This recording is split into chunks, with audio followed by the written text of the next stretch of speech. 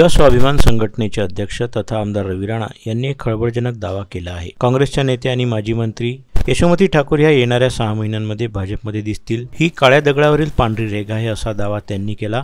मुख्यमंत्री देवेंद्र फडणवीस यांच्यासोबत त्यांची भेट झाली होती की मला तिवसा मतदारसंघाची तिकीट हवी आहे, तिवसाची भाजपची तिकीट मला मिळत असेल तर मी भाजपमध्ये यायला तयार आहे, पण राजेश वानखडे हे उमेदवार आधीच फायनल झाले होते म्हणून थोडक्यात हा विषय सटकला। तेव्हा त्या फिरल्या। पूर्ण अमरावती जिल्ह्यामध्ये त्यांना काँग्रेसकडून नगराध्यक्ष पदाचे उमेदवार मिळाले नाही। सगळ्या ठिकाणी मुस्लिम उमेदवार आहे अशी परिस्थिती काँग्रेसची झाली आहे असा दावा त्यांनी केला। यामुळे रवी राणा यांच्या वक्तव्यानंतर एकच खळबळ निर्माण झाली आहे।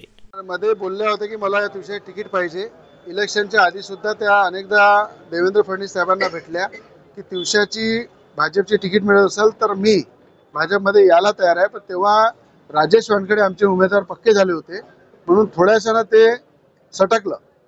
पण आता येणारी जी परिस्थिती आहे, बिहारमध्ये त्या ज्या फिरल्या किंवा अमरावती जिल्ह्यामध्ये त्यांना पूर्ण जिल्ह्यामध्ये नगराध्यक्षाचा उमेदवार सुद्धा मिळाला नाही। सगळे उमेदवार मुस्लिम आहे। मुस्लिम उमेदवार शोधू त्यांना काँग्रेसवर लढावं लागून आलं।